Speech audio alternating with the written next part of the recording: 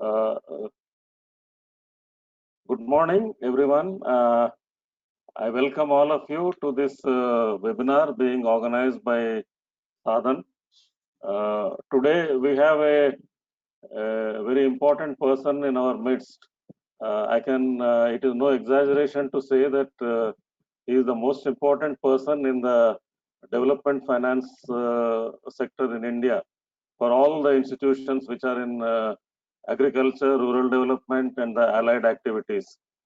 And Mr. Chintala brings with him a uniqueness because he has been throughout with NABARD throughout his career, and he has reached the pinnacle in the organization as the chairman today.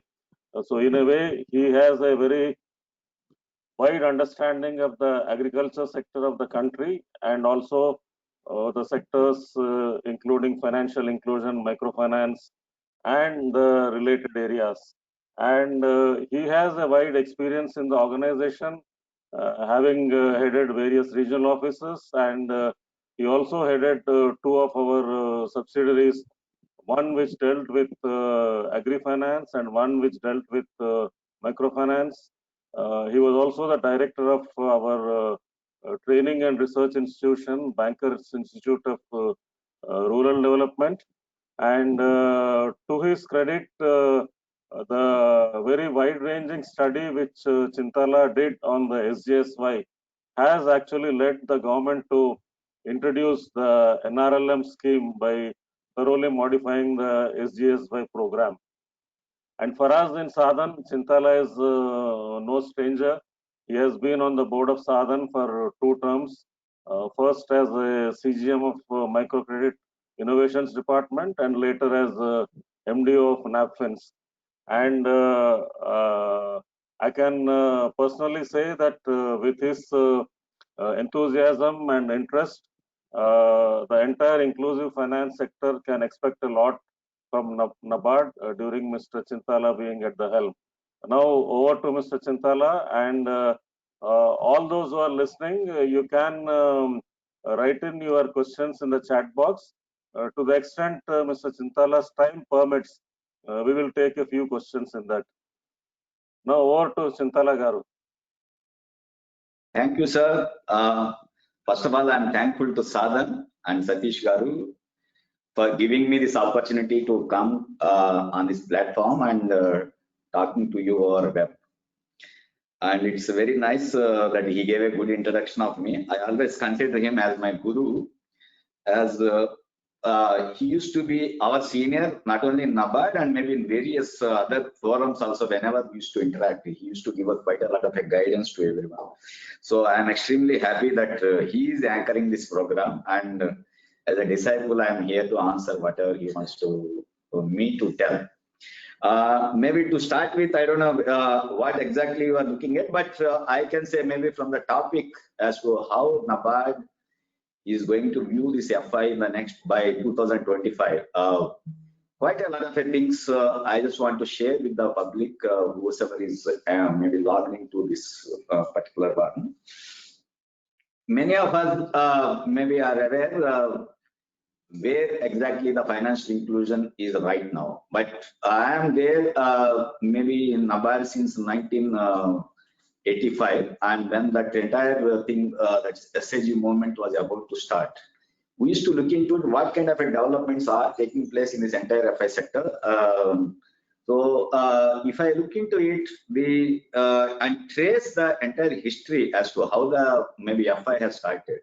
When I was looking into the documents over a period of time, how the FI has started, the first financial inclusion started with the nationalization of the LIC somewhere in 1950s, and subsequently the bank nationalization in 69. And subsequently, that maybe RRB's introduction has also given maybe quite a lot of a mileage to the entire financial inclusion.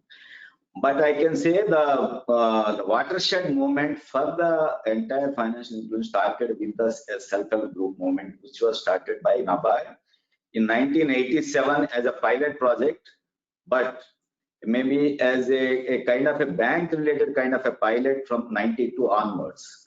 So we have seen how the phenomenal, maybe the response that has come to from the people who were otherwise neglected till then, and they have realized the fruits of this inclusive growth.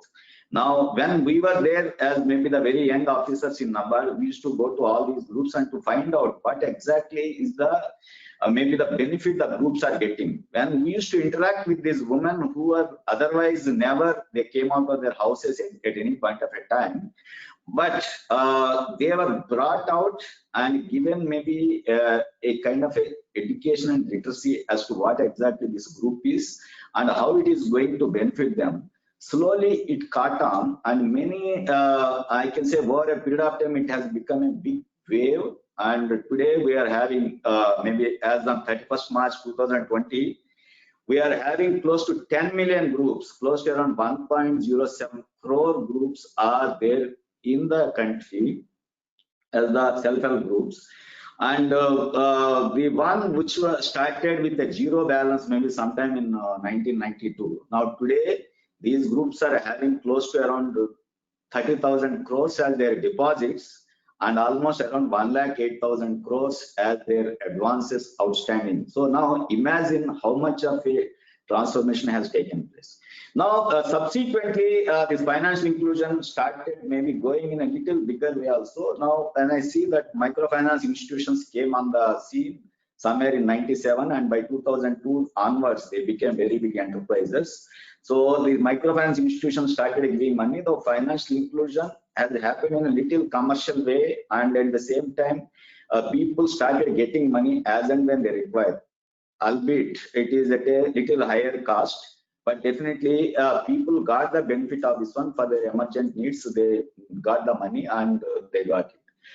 But I can say that financial inclusion as a topic has gained acceptance only in 2005 when Rangarajanji has written that report, and subsequently there is no look back. Now today, if I look into it, after that Rangarajan committee's report, where he has specified what are the things to be done with regard to the financial inclusion, who are the people who should be brought into it, and what are the maybe the areas in which NABARD, maybe the government of India and everyone in banking system has to concentrate.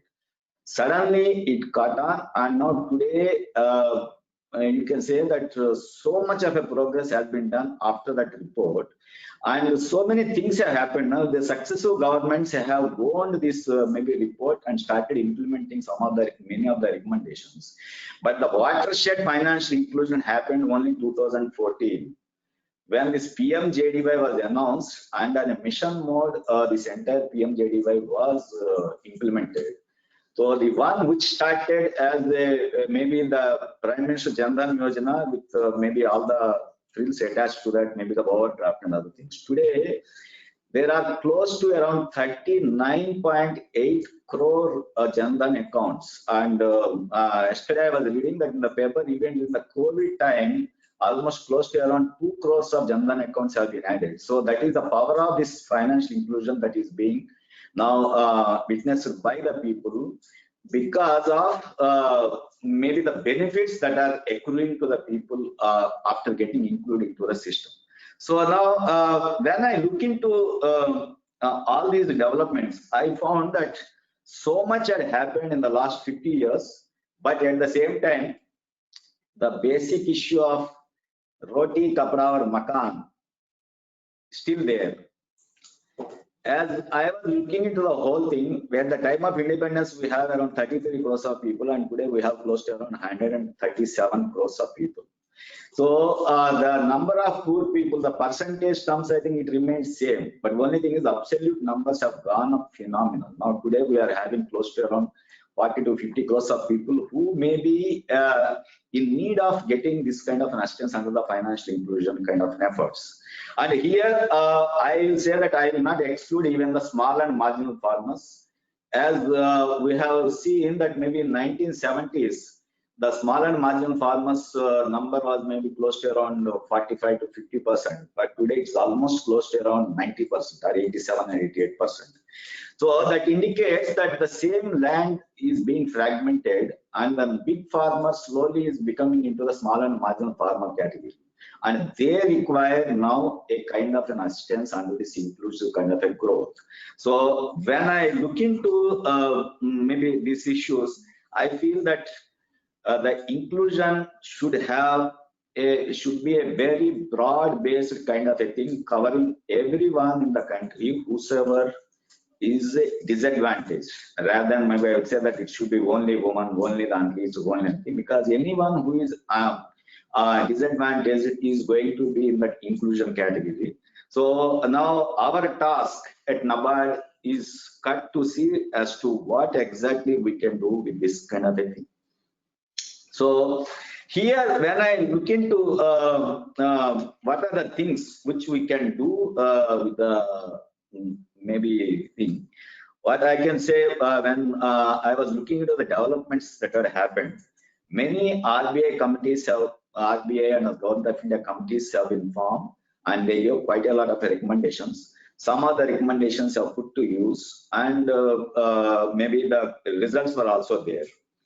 And at the same time, the globalization that had happened after the Indian liberalization, now today the globalization almost everywhere, quite a lot of things are happening, because whenever there's some development take place somewhere, that is having a ramification on the India also. So when this globalization is happening in such a way that we cannot insulate ourselves from the developments that are happening elsewhere. So now the globalization, in a very crude way, we say that the pandemic, this corona pandemic, generally globalization is seen in the economic terms, but this corona pandemic is also a global affair. Never such kind of a thing had happened any time, any point of a time in the history, that entire globe is reeling under this kind of a maybe COVID pandemic. And so that globalization is here to stay, and at the same time the capital flows are happening. At the same time, if you look into it, once upon a time the capital flows used to happen in a very mild way. When some incidents happens, probably to pull out the capital, it used to take maybe a few years for the international investors. But today that is happening in a jiffy. So when we are looking into all these things, can we ignore this 50% of this bottom of the pyramid clients and their needs, as the whole world is looking at India as the not only emerging economy, they are looking at India as the investment destination. I can put it in the inverted commas that they are looking at India as the investment destination. And when we are looking into reaching the $5 trillion economy, maybe in the next maybe few years, by 2024-25, I have some statistics to reel out as to what exactly is the scope of activity within this financial inclusion space. Now, when I look into it, that when right now the present Indian economy is at around $1.8 trillion or close to $2 trillion. When we are going to reach $5 trillion, we are going to increase the entire thing to by around 2.5x or maybe 3x. If that is the case, whatever had happened so far and whatever money has been given so far by the institutions has to also go by 3x minimum. Otherwise, it has to go even much better, bigger kind of a thing. So now when I look into this one, today we are having around 1 crore 10 million SHGs, maybe around 100 million women or families are linked to this one. But when you look into the statistics, we have close to around 137 crores of people. If you estimate 50% of the women, then that means there may be not less than maybe around 70 to 75 crores of people, women may be there in the country. Even if you discount maybe around 30% of them as the maybe kids or maybe the adolescent girls, so at least 40 crores of women may be there in this country. So can we really bring, when we have just brought only 10 crores of people into this SHG movement so far, there is a scope to increase these SHG group numbers by almost 4 times. So that means 40 million groups is the scope. Right now we are at the 10 million groups. And imagine at the 40 million group size, when we are able to give maybe something like around 1.08 lakh crores right now as a collateral free, and that too at just 19,000 an average. Again, here I just want to put some statistics. Even after doing so much of an effort, the amount that is being given to these poorest of the poor people is close to around 19,000 rupees for each woman under SIG and maybe around 25,000 or 24,000 for the MFI client. But I don't expect this 19,000 or 25,000 rupees are going to create sustainable livelihoods to the people, except that they will be able to meet their emerging needs or maybe do something. So in case if this particular, this 50% of this bottom of the pyramid clients, they may be gents or maybe ladies, it is immaterial. In case if this 50% BOP clients have to be the partners in this $5 trillion economy to come, then they have to get minimum 50,000 to 1 lakh rupees as the kind of a investment they require to do to have a little bit of a sustainable livelihood.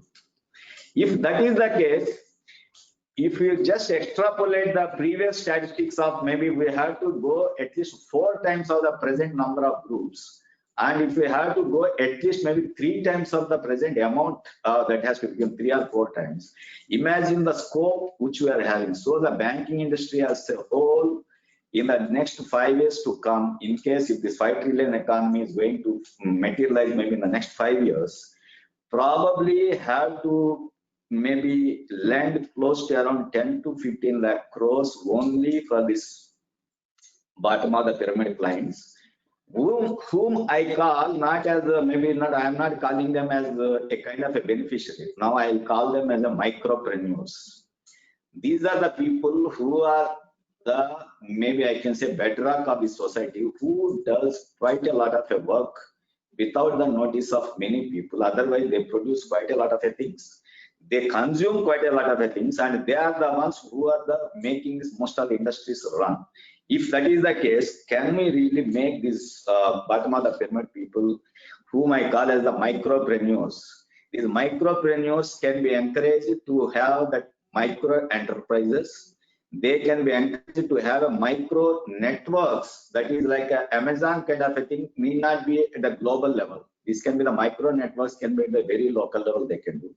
And they can start that micro food processing enterprises. Probably you might have seen the paper yesterday, the government of India is now coming out with the micro food processing enterprises. Now, if you are looking into the statistics, close to 75% of the food processing industry is in the hands of its micro food processors. They are not the big industry, so big industry contributes only 25% to this one. So if this micro food processors are there, and they also require maybe an amount of 50,000 to 1 lakh, but at the same time nobody is giving them the money. Can we really look into their needs as to how these micro food processors, who are the micropreneurs, can come into this? Now, what are the maybe systems that are required to safeguard maybe this kind of investments? Now, when I look into the whole of maybe the gamut of things that are there within this maybe the framework, I will say that we have created maybe the JAM network, we have created biometric Aadhaar identification, we have created maybe that maybe the reasonable connectivity and access to the markets also, but at the same time, we are still maybe falling short in so many things with regard to the client verification, their KYC, the time taken, the procedural delays in the banking systems, or maybe the NBFCs also, and at the same time, the guarantees that are required for the lender. Now, many a times these small people, they don't have any kind of a maybe documents to prove that they are credit worthy. But we are asking bankers to give the money, and so bankers also have their own apprehensions. In case if the bankers say that they want to give the money, they need some kind of a guarantee. So that guarantee can be given by way of maybe the credit guarantee funds, which are still not existence in the country. And they require maybe a kind of a rating to the each and every micropreneur. So now that rating can be given by the CICs, credit information companies can as well give this kind of a rating to them. So now at this juncture, I will say that now the time has come for us to roll out a platform which is maybe ubiquitous. Anybody can log onto this platform and anybody can get the services. And the KYCs can be established in a jiffy. Bankers can look into what is the status of this client. Insurers can look into whether they can do the insurance to them.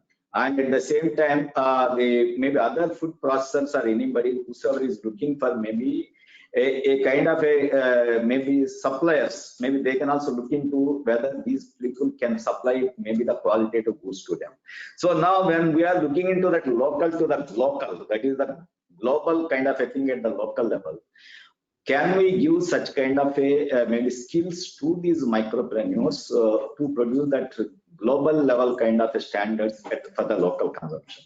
So now my entire endeavor of NABARD is as to how to ramp up this entire ecosystem, which has already been maybe well laid out so far. In the past, maybe I can say that 30-40 years, quite a lot of developments have taken place, and we are going to do this one. So my vision for this one, I have so many things to maybe put as my vision. So I will just try to look into it. What are the things which I would like to do in the next maybe with the 4 or 5 years, which as the topic is the 2025, really what are the things which we can do? So can we create a kind of an information network as a platform, like our eShakti we have created? Now I want to make this eShakti as a platform on which everything can be rolled on, and this platform will be accessible to everyone, whether it is the client, whether it is the bank, or to the insurer, or to the anybody else who wants to do this one. So this is one thing which we want to do, and we want to make this eShakti platform as one of the most robust platforms so that anybody can access it with all the required cyber security issues and everything which we are trying to do it. So this is my first thing which I want to do. And the next one I want to do is with regard to creating a kind of a livelihood enhancement funding. Now today we are giving quite a lot of a fund, maybe the grants to here and there. NRLM is also doing, or for that matter everybody is doing. But thing is whether that livelihood enhancement funding is there, somehow I am very doubtful. Whenever you look at the people, everybody tries to give the same amount of money because it's very convenient for the banker to just dispense with that amount of money rather than giving more. So there should be a kind of a livelihood enhancement funding.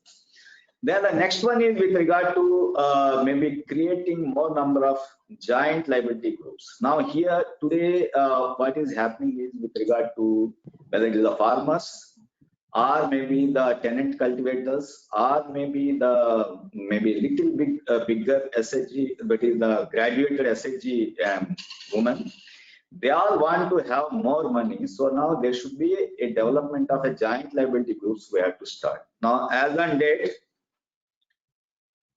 we have close to around 45 lakhs of joint liability groups. And maybe at aggregate level, close to around 75,000 crores have been given without any kind of a security. But when I look into the number of maybe the tenant cultivators, maybe close to around 30% of Indian cultivation is done by the tenant cultivators. I think maybe a minuscule of them only have been covered under the joint liability groups. Likewise, in the urban areas, when we are looking into it, there are so many people who are pursuing so many activities, whether they may be the push cart vendors, or maybe the small businessmen, the platform vendors, maybe the pavement dwellers. Many times which the government is coming out with a scheme. Now all these people also want to have such kind of a maybe a facility where somebody should reckon them as a maybe a client and give them money so that they can restart their lives maybe in a much better way.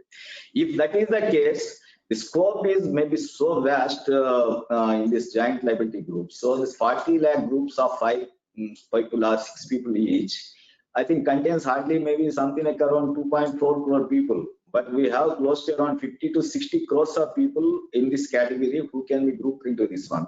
So imagine how many joint liability groups that can come, and whether and how much of money can go into this joint liability group financing. So this is also one area I want to concentrate and give a very big push to this one. And here I just want to tell that we have entered into JLG MOUs with the banks. And those banks have maybe they started funding to this one, and for that we give some kind of a maybe a grant assistance also for each JLG form. So now when this JLGs have become such kind of a big maybe hit, we will say that the JLGs can be used in so many other ways also. The other day I was in one of the webinars of WASH, and it was so surprising to say that in one of the countries that the JLGs formed for the WASH sector, that is the water, sanitation and hygiene sector, has become a runaway success in that country, and the whole country has become a Swachh Bharat type of country there without any exception. So now, if that is the case, can we bring that kind of a JLGs kind of a concept into every aspect of our life? Now here I want to tell one more thing, that it is that financial inclusion is a word, but I will say that financial inclusion should be leading to LI. LI is life standard improvement, I will say, because for so long we are just maybe talking about financial inclusion as a kind of a concept where somebody without any kind of a money will be given some money, and he will repay it, and subsequently again he will go, whether he gets second time money or not, we don't know, but thing is financial inclusion we talk about. But in my opinion, country as a whole has to strive to push these people to the next higher orbit, and that too with a kind of a substantial improvement in their life standards. In case if they have to go for that life standards, now these 50 crores of people who are the biggest market maybe for all the products, and at the same time who are maybe sometimes I can say they are the ones who pull down maybe most of the metrics which we talk about while the National Development Index is being concerned.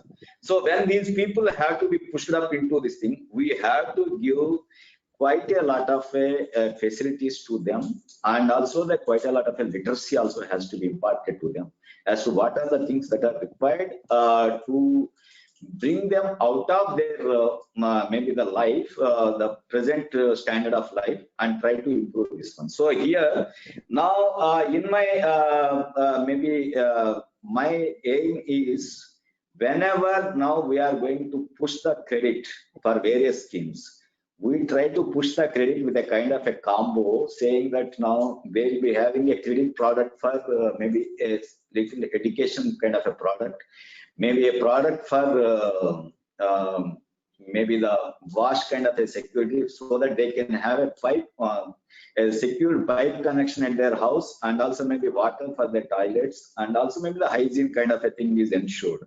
So this also we can put into our ambit of operations in the days to come, which I am trying to look into it as to how we can make it turn out. And the next one is with regard to maybe the pan-India kind of a endeavor. I was looking into the entire statistics, and I found that even with all these developments that have taken place so far in the financial inclusion space in the last maybe 20-30 years, and particularly in the last 15-20 years, it was so rapidly it is happening. Even with all these developments, only 34% of the districts have garnered close to 85% of these financial inclusion benefits, while the remaining 65% of the districts are still at a laggard stage. And also many of the states are also lagging behind. So now the time has come for us to have equitable distribution, equitable development. If that is the case, I need to concentrate on the districts. All the 700 and plus districts has to be my area of operation to push this financial inclusion in a big way, so that everybody's standard will get improved. So now this is one of the areas which I'm trying to look into it in the days to come. Then I would like to put maybe few other things into this one. One is, now so many attempts are being made about creating the livelihoods, maybe all those attempts are being made and some finance is being given. But never we are thinking of maybe creating a social enterprises. Now social enterprises are the ones where there will be a mentor, and there will be an enterprise where some initial capital is given. Once this particular social enterprise is successful, that capital is paid back to the agency, maybe like maybe if NABARD comes into this, like NABARD, and again it will be used for uplifting the another entrepreneur, and so that the social enterprise can be created. So in my endeavor, I feel that now that from the job seeker, the micro entrepreneur should become a job giver. if that is the case, can we really go into this kind of a social enterprise as a big concept to go? Social enterprise embedded with insurance and maybe a sustainable skill levels, and also maybe a robust mechanism to link them to the markets, are going to create maybe quite a lot of maybe energy in the rural areas. And the migration from the rural areas to the urban areas may come to a halt in case if that kind of enterprise are created there itself. And I'm just starting with the idea how far we can go into that kind of maybe participating in the social exchanges, and also floating impact bonds. Now today, impact bonds are become a race. Many places people are trying to go, particularly abroad. Now, can we really go into that kind of impact bonds? Because today, this is the one. This particular financial inclusion space is the one which creates the maximum impact on the lives, living standards, livelihoods, and also the well-being of the people who are participants in this financial inclusion.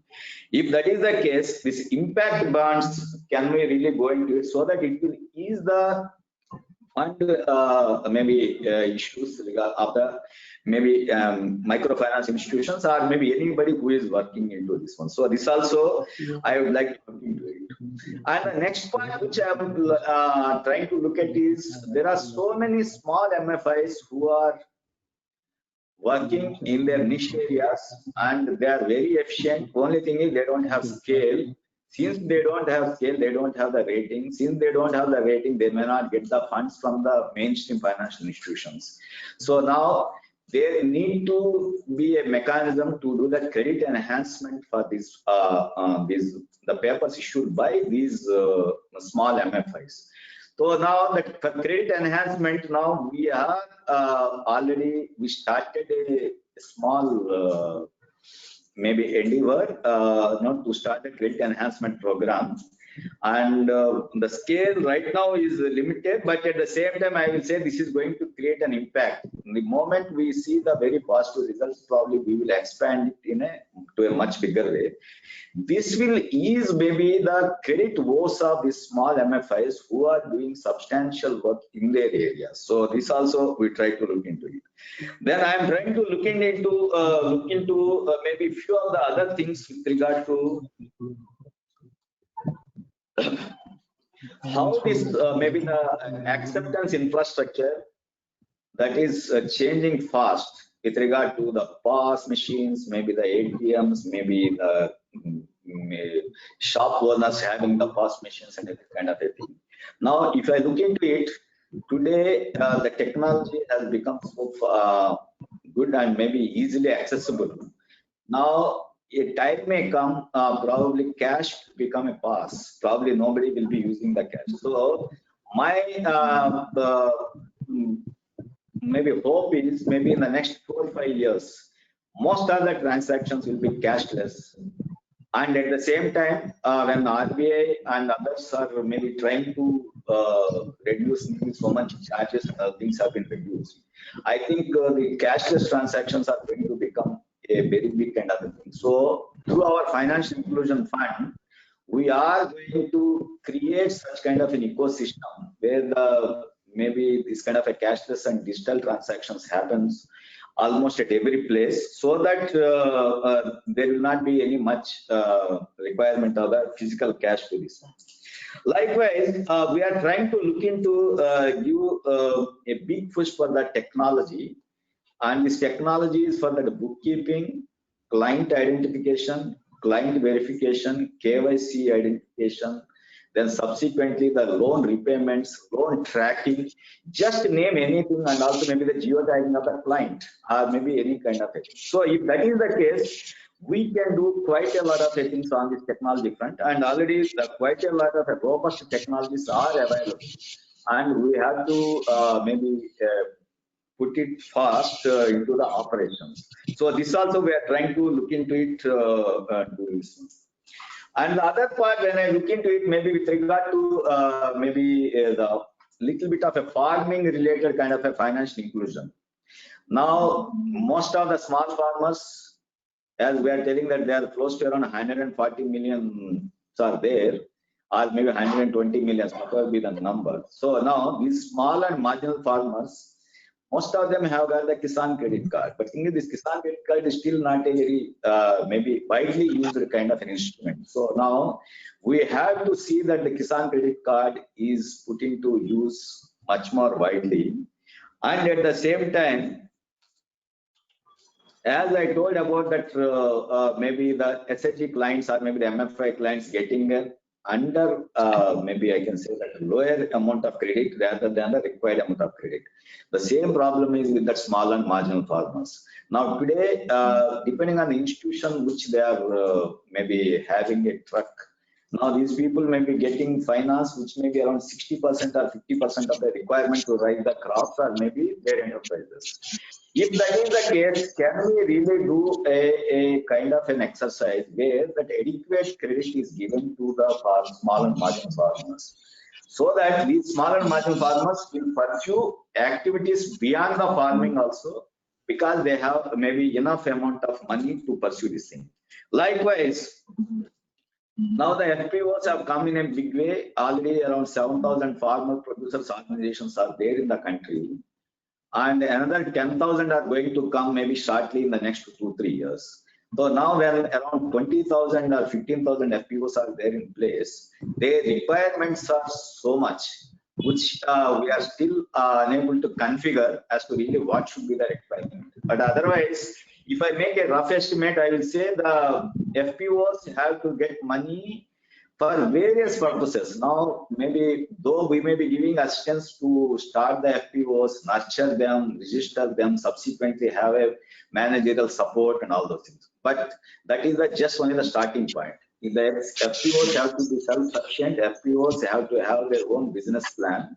FPOs have to produce, and somebody has to procure what the FPOs have produced. And so that if I look into that whole chain of activities, everywhere there is a requirement of maybe the financial inclusion is required, because the small trader who is going to be the connecting point between the FPO and maybe the big aggregator, he doesn't have any kind of a financial sustenance to take such kind of a business or maybe to buy such kind of a volumes. If that is the case, we need to have a special product for this small purchaser or aggregator at the village level, who is the interface between the FPO and the maybe the big processor. Now we need to have products for that kind of a aggregator there. We need to have a maybe credit product for that big aggregator. We need to have a credit product for that logistics supplier. We need to have a credit product for that ultimate processor, and also to the retailer. So now if I look into the whole of this thing, barring the big processor who is a corporate like Hindustan Levers or NTC, rest of all people belong to this kind of a financial inclusion category, whose requirements range from maybe 2 lakhs to 10 lakhs to 1 crore. So now this is the place which we need to devise the products to see that this particular sector gets much fillip, and also the activity will go on uninterrupted. So this is also one area I wanted to do it. Likewise, maybe the warehouse credit. Now the government is giving some kind of a subvention to that warehouse finance, but still it is not a very big popular product. Now we need to popularize it and do the thing so that there will not be distress sales. So if that is the case, there should be a kind of a robust product which will give this kind of a warehouse financing.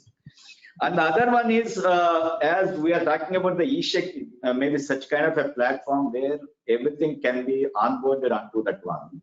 Now, can we have a kind of an Agri node as a very robust platform on which the entire input suppliers, maybe the processors, maybe the logistics suppliers, and also the bankers, insurers, and finally the customers also can log on. It is almost like akin to what the Amazon kind of a platform does, where everyone is logged on to this one. Some are the buyers, some are sellers, but at the same time this platform is trying to give a kind of an exchange kind of a thing where everybody is going to trade their goods either this way or that way. So I just want to have maybe create such kind of a thing. So right now it is in a maybe in the designing stage. We don't know really when it can be rolled out, but this kind of a agri platform is the requirement of the country, where all the small farmers can get the inputs at the most reasonable price, and at the same time they can discover their price on this platform and sell whenever they require, and whatever be the quantity they want to dispose of. And in case if they have access to the maybe the warehouses, accredited warehouses and the warehouse receipt financing, then it's very good. And the other thing which I am trying to do right now is with regard to the geotagging of all the warehouses of the country. Right now we are having close to around 6.5 lakh warehouses in the country. So now we are starting in a very big way to geotag all the warehouses in the country, so that anybody can have access to that warehouse just at a click of mouse, and say that in case if the nearby warehouse is having empty space, this farmer or maybe any other producer can go and store it in that warehouse.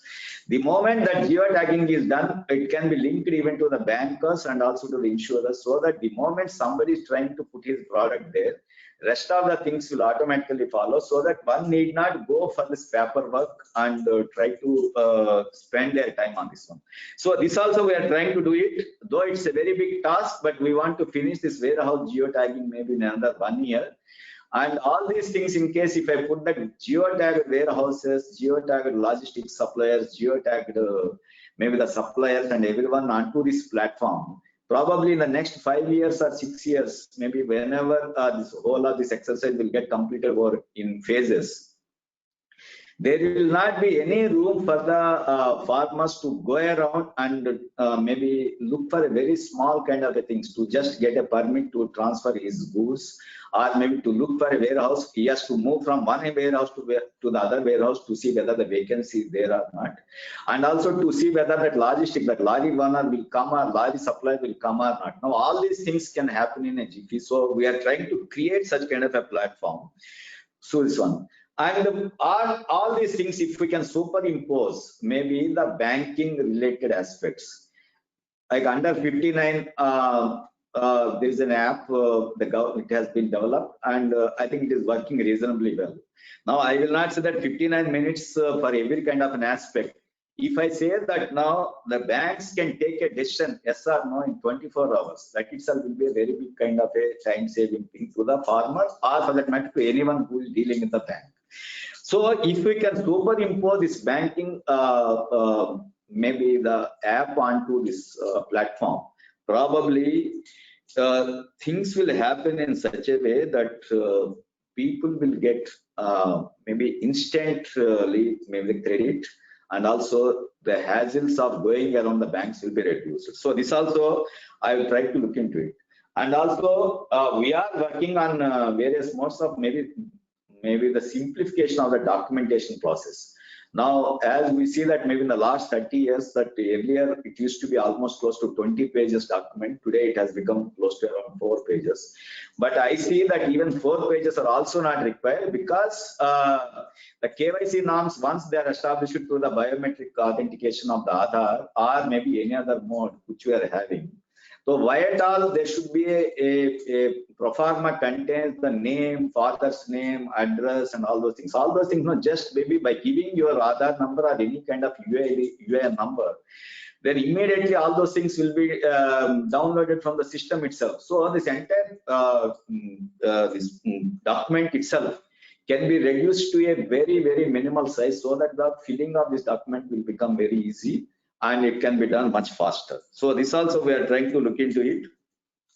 And finally, I would like to say that to do all those things, maybe the institutions, government, everybody is doing. So Atmanirbhar Bharat will happen definitely once these things are put in place, and which we are all trying to do this one. But the final, the last mile of this entire thing, the utility of this platform is not by the institutions which are putting it. It is by the customers. So now that bottom of pyramid customers and the farmers, they should be part of this whole endeavor which we are trying to do it. So if that is the case, a very intensive kind of a literacy campaigns are required. And that literacy can be in the form of physical format, or it can be in the digital format, or it can be in any other format. But at the same time, a very intense campaigns have to be there with regard to that maybe literacy campaigns to everyone, whether it is a farmer or maybe the self-preneur, micropreneur, or micro food processor, or maybe the SNG woman, anyone who is there, they have to be there. So now this we have to do it. Then apart from this, maybe from NABARD side, what we are trying to look into it is we are maybe spending money from the Financial Inclusion Fund for this, creating the acceptance infrastructure. And we are creating maybe a good ecosystem where most of the players can log in and try to do their business.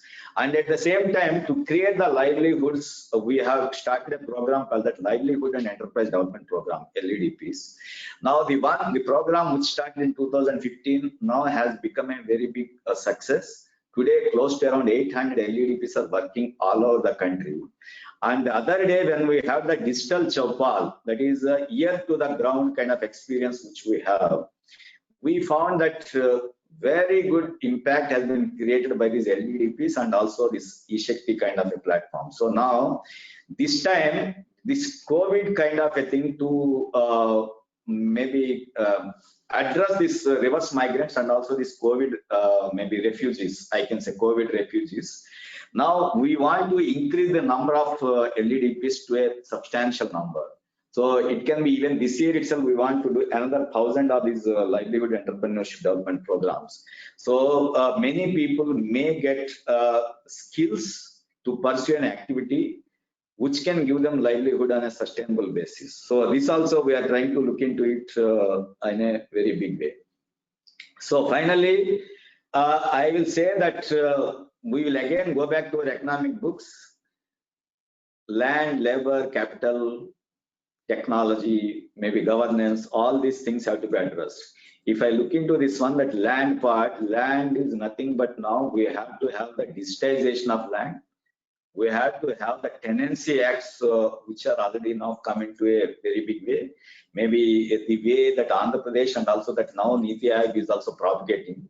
Tenancy rights are for that matter, the landowner has got a right to do this one so that it's very easy to give the tenancy. So now this one we have to do.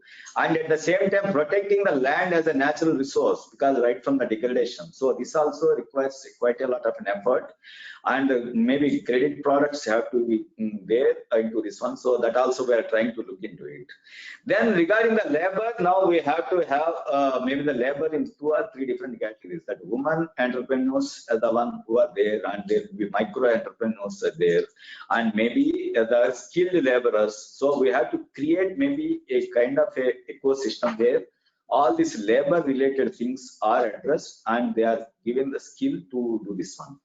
Then finally, when I come to the capital part, the capital I will divide into 2 or 3. That one is the capital with regard to that natural capital, that is to protect the land, ecosystem, climate, everything, so that there will not be any further degradation. So that natural capital have to be there, and there should be the human capital.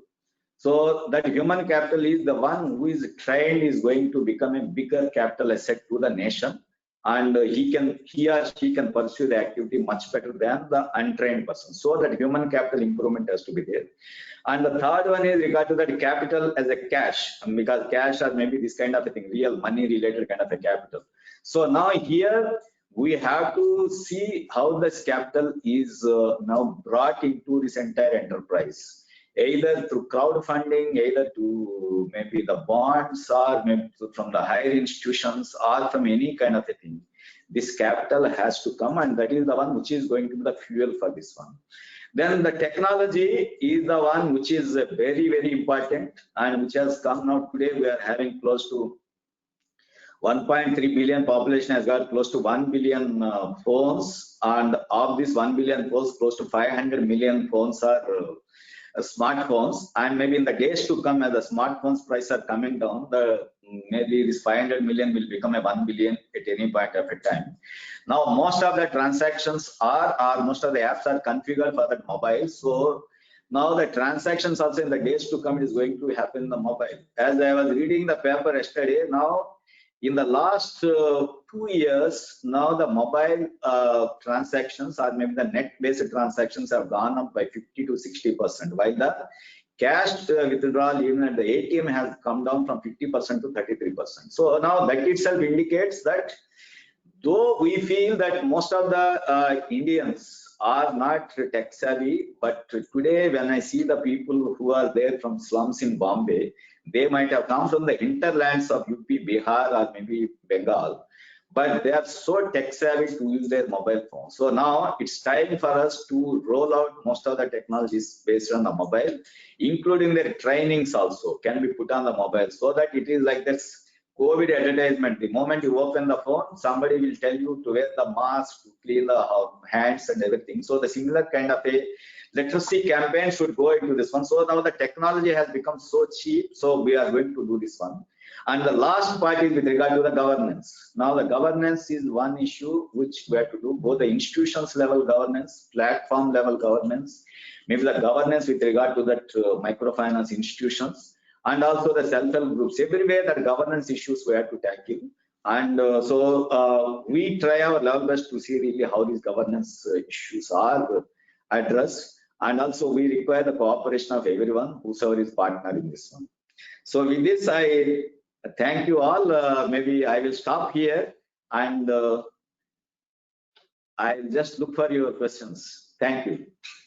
Thank you, Mr. Chintala. It was truly, I would say, it's painting the vision 2025 of NABARD with a broad strokes of a brush, and I think this can be, I think even for NABARD, for the inclusive finance agenda, your address today can be some set of sort of a broad guide for them to work upon it. There are many questions, but I will only select a few of them because many of the issues which you have already covered. One question says in terms of the SHG women graduating into rural enterprises and graduating into large enterprise loans and beyond SHGs, how exactly this would be possible? That is one question. Yeah, so now women enterprise graduating into the next stage, we told that now there are 2 or 3 things which can be done. One is maybe a group of maybe 100 or 150 SHG women within the contiguous areas. They can be grouped to form into a kind of a little bit of a bigger kind of a aggregation. And in case if they have maybe a kind of a common goal as to what kind of activity they pursue. Now our livelihood and enterprise development program is going to give them the skills. We are going to give an anchor, and we want to involve the bankers also into this one. So now we have seen wherever this particular LEDPs have been rolled out, bank finance have come into this one, and most of these women who were otherwise at one point of a time were just able to save only 2 rupees. Today they are earning close to 10,000 rupees a month. Many places it has happened. That means the investments were to the tune of around 40 to 50,000 rupees they have done, each one of them, and it is earning maybe 10,000 rupees a month. Now such kind of an enterprises we can do it. And also maybe as I told that now that micro enterprises at every level. We have just started in case of watersheds where we have maybe our around 2.2 million hectares of watersheds were treated.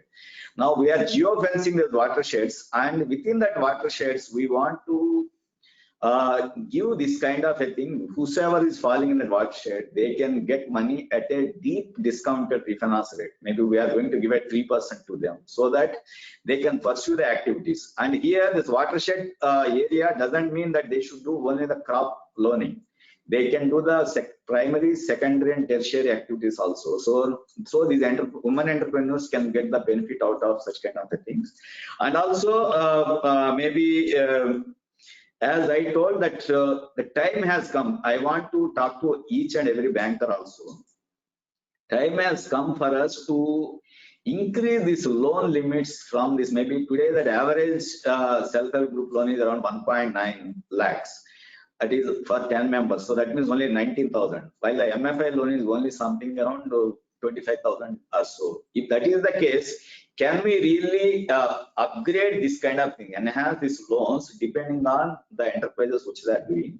And at the same time, maybe in case if this particular woman, SHG member turning into the entrepreneur, is having a kind of a credit history, probably we can as well say that now those who are having the better credit history can get an enhanced loans also. So this also we'll try to articulate with the bankers.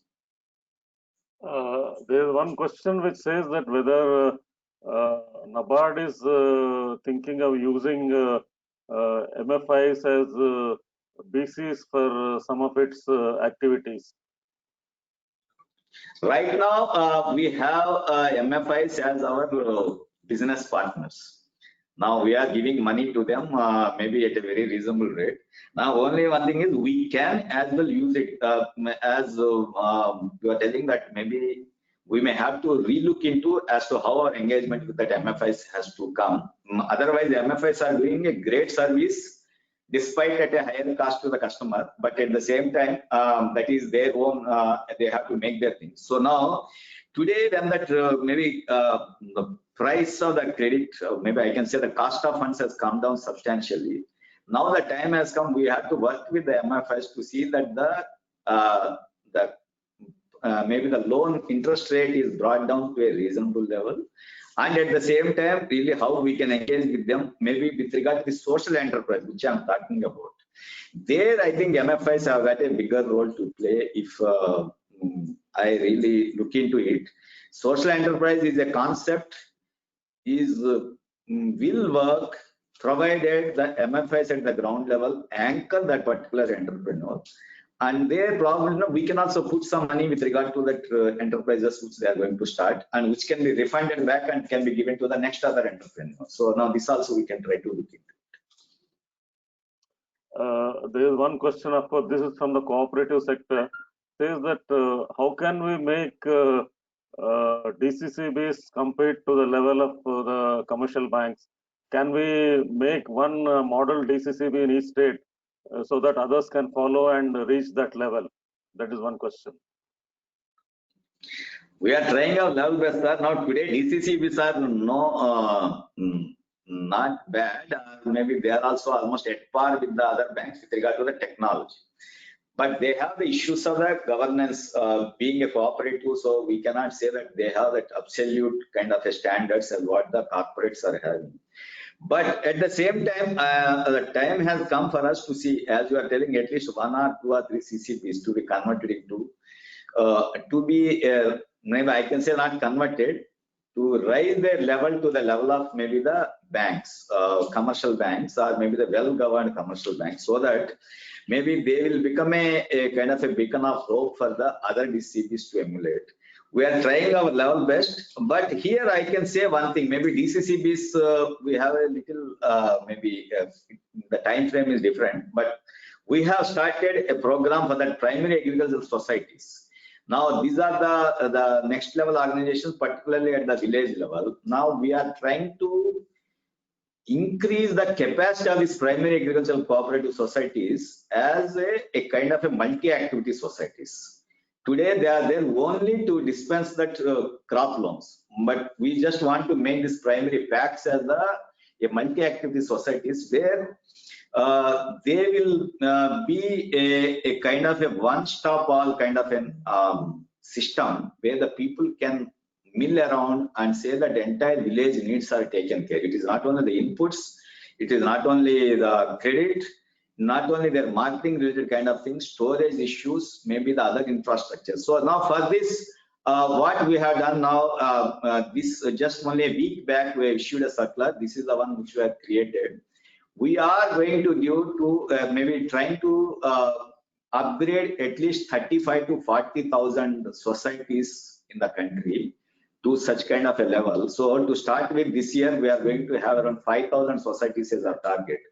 We are going to give maybe something like around 1 to 1.5 crore as a loan at a very, very cheap rate. Probably they never might have thought that this kind of a loan will be available at this rate, to create that kind of infrastructure so that these packs will become almost like a good commercial bank branch at the village level with all the facilities. They can also do the zero loans, they can also do the rest of the inputs kind of a dealing, everything. At the same time, they can become a marketplace also under that new AFI kind of a guideline. So now we are trying to create such kind of a thing. So that cooperatives are our focused area. We are trying to look into it. And here only I forgot to mention one thing that time. Now, first time NABARD is coming out with the credit guarantee fund. Now we are institutionalizing the credit guarantee fund with NABARD, by NABARD, for FPOs and for the agri infrastructure development fund. So now we are starting a special maybe one kind of a subsidiary to do this kind of a thing. Already the work is on. So this FPO credit guarantee fund is with around 1,000 crores, while that animal husband infrastructure development fund is with around 750 crores. And maybe in another 6 months, they both will be in operation. So though I can say it is too premature to tell that now, there should be a kind of a credit guarantee fund for the JLGs also. Though I am not saying that we are going to start now, but I think that is there on our drawing board, whether we can really look into it, that JLGs also. There is one question with regard to the SHG federations. They say that can NABARD facilitate a legal framework and structure to develop the SHG federations? We are trying. NRLM is also for quite some time asking NABARD. Already they have the federations. They say that whether these federations can become legal entities to borrow. Right now, some issues are there. We are trying to talk to our RBI also as to how this, because in case of SHG, there is a clear-cut mandate as to how this, a group of 20 people, even without any kind of a maybe documentation, with a minimal documentation, can become a borrowing entity. But in case of federations, RBI still has some issues how to treat them. So now, unless there is a credit component into these federations, I think maybe having mere federation is just maybe a kind of a social infra rather than having a credit infra. So I cannot say right now when it will happen, but this is there in our mind as to how to maybe put this SHG federation as a kind of a credit purveying maybe aggregate rather than maybe simply a kind of a maybe statistical kind of a thing where they will do only the audit or maybe some kind of other things. So this also we are looking. So there are also many other questions, but I don't want to take much more of your time. But I would only our request from the broader microfinance sector is that the pioneering role which NABARD has played when it has set up the Microfinance Equity and Development Fund, a similar type of activity NABARD should think of to support, because as we all know, of course, SHG bank linkage program NABARD has pioneered, but many people don't know that even the MFIs have grown with the seed which was thrown by NABARD in the initial stages. All the big institutions which have now even become SFBs have started with a small amount of 1 lakh grant from NABARD.